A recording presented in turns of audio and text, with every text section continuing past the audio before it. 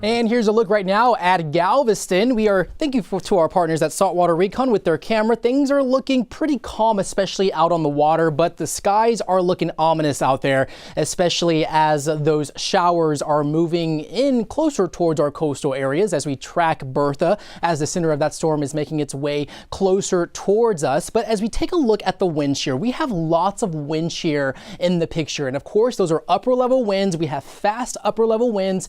That in combination with land contact is really doing a great job at weakening Bertha. And so of course we've shown you this graphic here quite a bit of times, but during a normal tropical system you usually have a vertically stacked storm, and that really does a great job at keeping that system strong.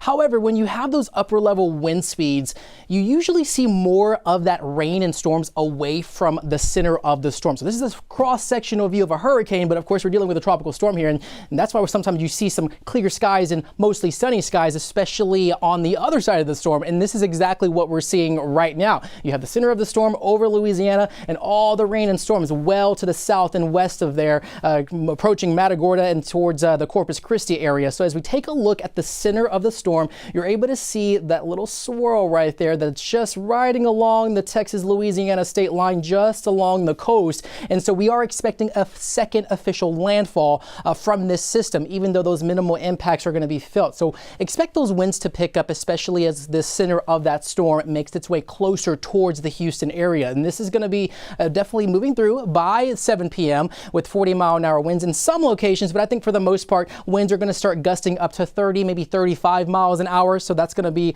enough to blow around some objects, especially as we head into the afternoon. But I think skies are going to remain gray and cloudy for today. The National Weather Service issuing those tropical storm warnings for all of our coastal areas, as we could see some rough conditions along the coast from Galveston to Port Lavaca. So if you are along the coast, stay out of the water. Not really a good idea to be in the water, especially as those wind speeds will pick up, and eventually it's going to make those waves pretty rough there as we head into the next few hours. So very disorganized system, especially as we head into the next several hours. The more the heavier rain sticking to the south of us across portions of South Texas. But for us, we can't rule out a few thunderstorms as we get closer towards the 2:30 p.m. as well as closer towards maybe 3 or 4. More areas to the south of Houston likely to see more impacts from those rain and storms, but they're not going to be long lasting. We might see a few strong storms out of it, but I think for the most part we're going to see those minimal impacts. The thing that we're going to have to really keep an eye on are the coastal impacts in terms of the winds.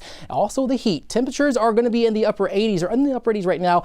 Conroe at 87, 86 at Hobby Airport. Of course, humidity in full force, feeling like 102 at Bush Airport, 97 in Conroe. And so as we plan the next few hours, that chance for rain around 4 to 5 p.m. and that's going to really keep those temperatures a lot cooler, a good 10 degrees cooler than what we saw yesterday. But just also keep in mind that our northwestern areas are going to be under that heat advisory until 7 p.m. as feels like temps are going to be up to 110 when you factor in that humidity. So overnight forecast in the 70s. We are expecting those conditions to remain mostly warm and humid for the next several days. So definitely keep in mind as we head into the next few hours, we are going to see, of course, that weather impact alert for today, as well as the impacts from Bertha as we go into the next several days. We are expecting those temperatures to remain mostly hot and humid for the next few days, eventually back into the hundreds by the start of next week.